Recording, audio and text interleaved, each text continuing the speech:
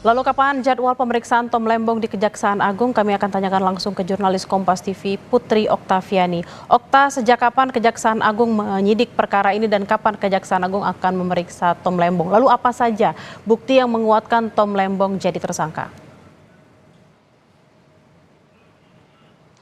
Ya, selamat siang Bella dan juga saudara, tentu masih kita pantau bersama kapan nantinya Kejaksaan Agung akan melakukan pemeriksaan terhadap Tom Lembong setelah sebelumnya ia ditetapkan jadi tersangka dan saat ini juga sudah ditahan. Sebelumnya saudara, Tom Lembong diketahui ditetapkan sebagai tersangka dalam kasus dugaan penyalahgunaan impor gula tahun 2015 dan disebutkan bahwa penetapan tersangka terhadap Tom Lembong ini dilakukan setelah memeriksa sekitar 90 saksi. Tom Lembong diketahui sudah diperiksa sebanyak 3 kali sebelum akhirnya ia ditetapkan sebagai tersangka.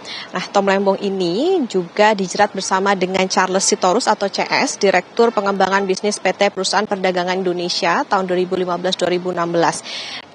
Diketahui bahwa penetapan tersangka antara Tom Lembong dengan Charles Sitorus ini juga berdasarkan alat bukti yang cukup, Bella dan juga saudara. Tapi tadi kami mencoba bertanya kepada Kapus Penkum Kejagung, memang saat ini masih dirinci lebih dalam lagi, masih didalami soal apa saja yang pasti alat buktinya, kemudian juga soal berapa sebetulnya kerugian yang memang karena sebelumnya diduga ditaksir mencapai 400 miliar rupiah, tapi saat ini juga masih dihitung soal bagaimana kerugiannya, termasuk juga nantinya apakah ada saksi tambahan maupun juga terbukanya adanya tersangka yang lainnya lagi. Nah, Bella dan juga saudara, kita ketahui bahwa Tom Lembong ini, kasus yang menjerat Tom Lembong ini awal mulanya di tahun 2015 saat adanya rapat koordinasi antar kementerian dan dinyatakan Indonesia ini tidak membutuhkan impor gula karena surplus, dan di tahun yang sama Thomas selaku Menteri Perdagangan saat itu justru mengizinkan persetujuan impor gula kristal 105.000 ton ke PT AP. Nah, gula kristal itulah yang nantinya akan diolah menjadi gula kristal putih.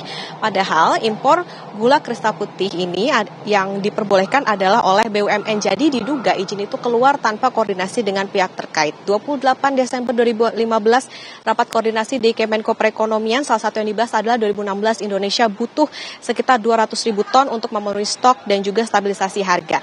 Nah, saat itu Charles Sitorus atau CS di November sampai Desember 2015 selaku Direktur Pengembangan Bisnis PT PPI memerintahkan stafnya inisial P untuk bertemu 8 perusahaan swasta.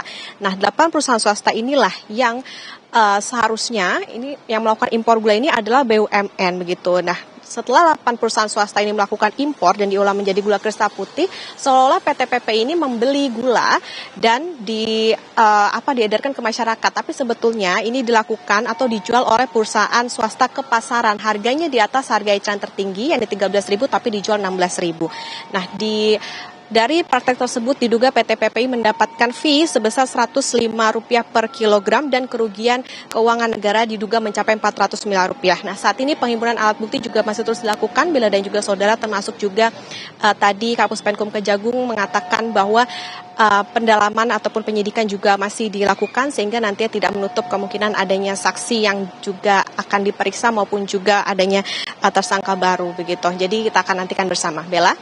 Baik, terima kasih atas informasinya Putri Oktaviani langsung dari Kejaksaan Agung Jakarta. Selamat bertugas kembali.